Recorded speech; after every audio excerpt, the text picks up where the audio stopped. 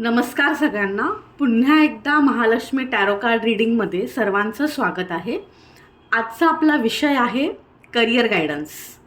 पुन्हा एकदा मी तुमच्यासमोर आलेली आहे दोन ऑप्शन्स घेऊन. पाईल नंबर 1साठी ऑप्शन आहे येल्लो कलर आणि पाईल नंबर 2साठी ऑप्शन आहे ग्रीन कलर. समोर तुम्हाला दिसतच असेल, त्यातला जो कलर किंवा नंबर तुम्हाला सर्वात जास्त अट्रॅक्ट करतोय तो तुम्हाला चूज करायचा आहे.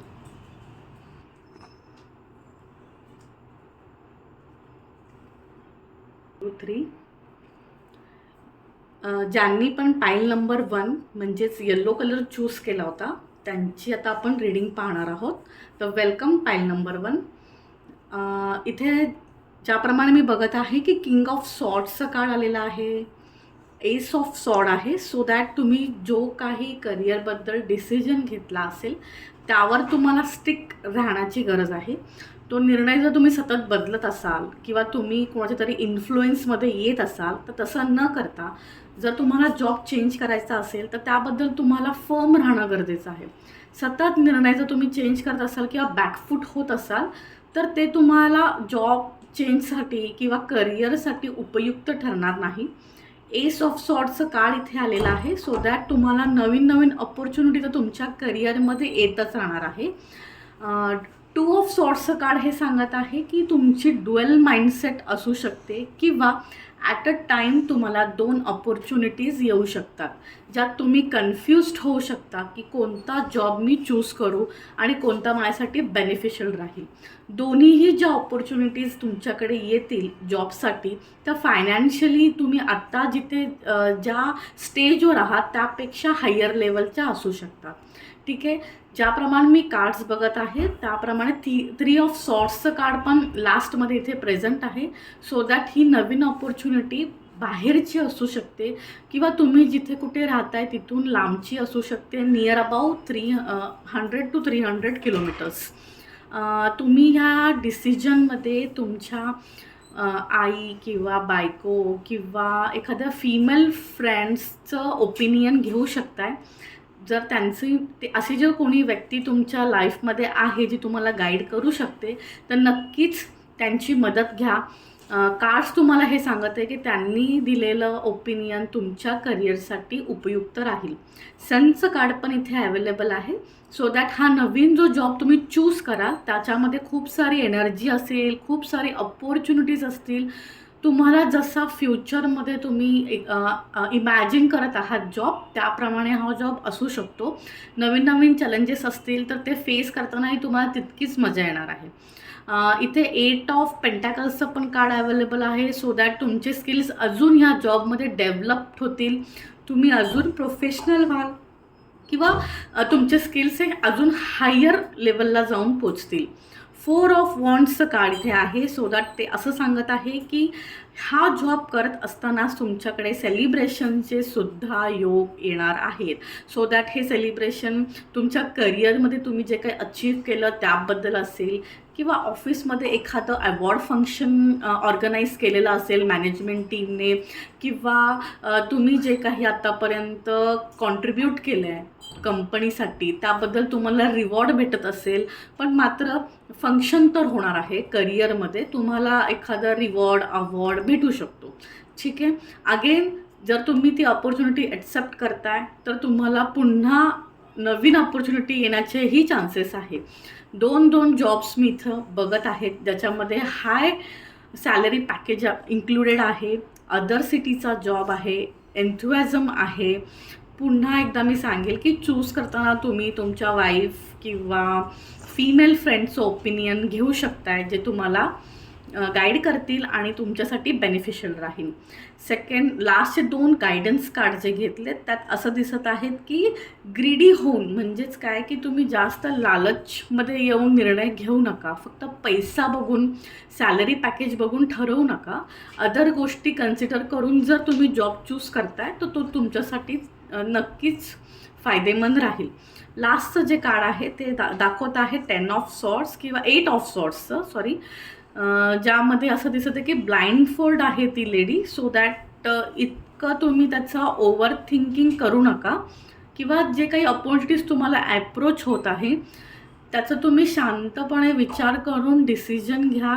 इतकं ओव्हर थिंकिंग करून, स्ट्रेस घेऊन मी आता काय करू आणि खूप साऱ्या लोकांचं ओपिनियन घेऊन ते पूर्ण मेसी व्हायचे चान्सेस आहेत. मग तुम्हाला सजेशन हेच आहे की तुम्ही फक्त एखाद्या व्यक्तीचं ओपिनियन घेऊन तुम्हाला काय वाटतं या बेसिसवरती जॉब चूज करू शकता. आता मी तुमच्यासाठी एक गायडन्स कार्ड काढत आहे.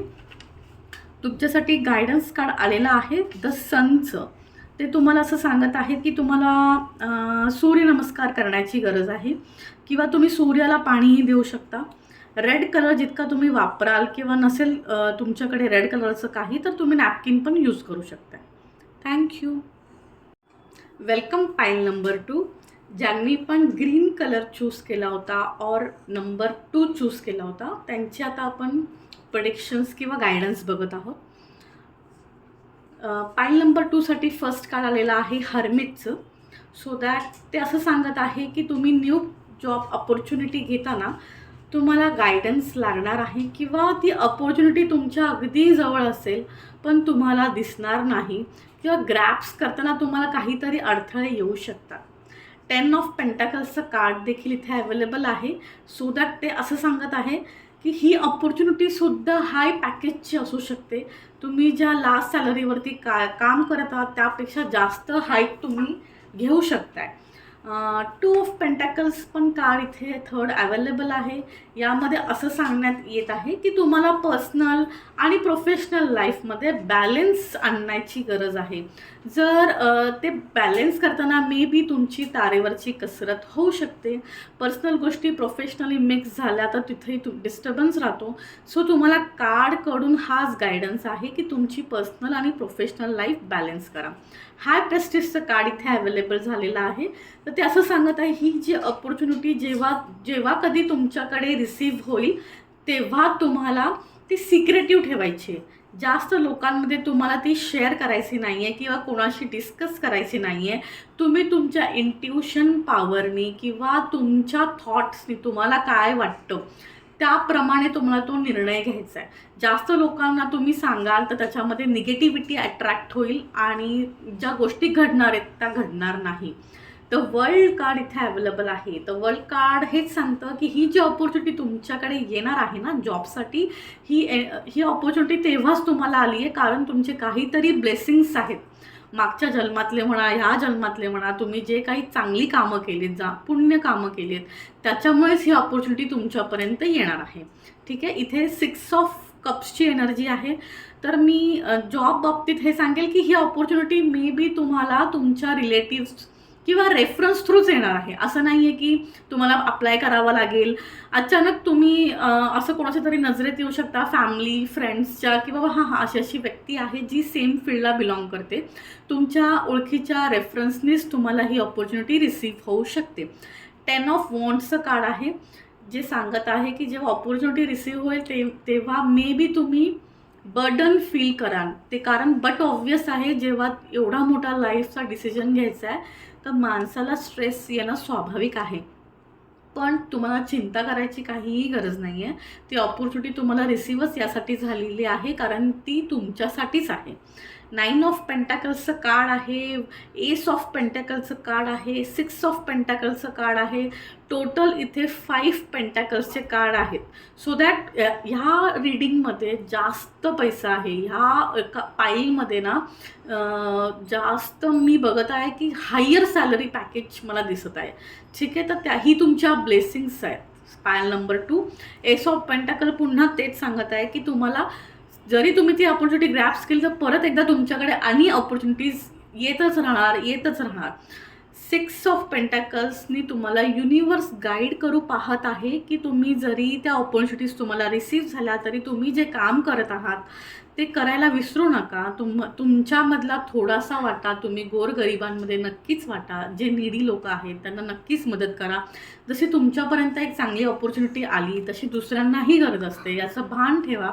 हे तुम्हाला युनिवर्स सांगू पाहत आहेत. 2 गायडन्स कार्ड आपण घेतले आहे. त्याच्यामध्ये आलेलं आहे द चॅरिएट आणि 7 ऑफ सॉर्ट्स. चॅरिएटचं कार्ड असं सांगत आहे की तुम्ही जे काही डिसिजन घेणार आहात त्याच्यामध्ये मे बी ड्युअलिटी असू शकते, तुम्ही कन्फ्यूज्ड होऊ शकता किंवा तुम्ही पॉझिटिव्ह निगेटिव्ह विचार करू शकता आणि कन्फ्यूज होऊ शकता. सो दॅट घेताना क्लिअरिटी ठेवा, शांतपणे विचार करा, मेडिटेशन करा, क्लिअरिटी घेऊन मगच निर्णय घ्या.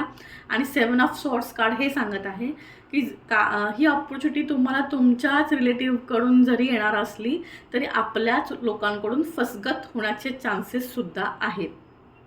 त्यामुळे जे काही डॉक्युमेंटरी पार्ट असेल तो आधी व्यवस्थित प्रॉपरली तुम्ही रीड करून घ्या, त्याच्यामध्ये क्लिअरिटी ठेवा आणि मगच ती ऑपॉर्च्युनिटी ॲक्सेप्ट करा. ठीक आहे. मी तुमच्यासाठी आता एक गायडन्स कार्ड काढत आहे. गायडन्स कार्डमध्ये तुमच्यासाठी कार्ड आलेलं आहे हाय प्रेस्टिजचं. हाय प्रेस्टिजचं कार्ड तुम्हाला असं सांगत आहे की तुम्हाला व्हाईट कलर जास्त यूज करायचा आहे किंवा व्हाईट कलरचं कोणतीही वस्तू तुम्ही डोनेट करू शकताय. इन केस तुम्ही डोनेट करू शकत नसाल तर तुम्ही व्हाईट कलर जसं की भात येतो, दूध येतं, हे गोष्टी तुम्ही दान करू शकताय. किंवा देवाला तुम्ही पांढऱ्या कलरचा नैवेद्यसुद्धा दाखवू शकताय. थँक्यू.